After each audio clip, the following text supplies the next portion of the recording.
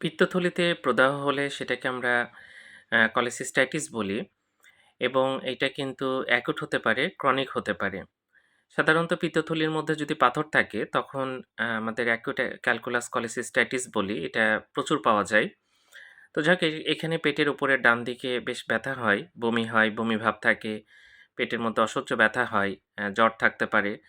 এছাড়া মারফিস সাইন বলে একটা সাইন আছে যেটা যারা এক্সপেরিয়েন্সড ডক্টর তারা কিন্তু এটা আ দেখে বুঝতে পারে যে তার অ্যাকুট ক্যালকুলাস বা ক্যালকুলাস ছাড়াও পাথর ছাড়াও কিন্তু এই ইনফ্ল্যামেশন গুলো হতে পারে।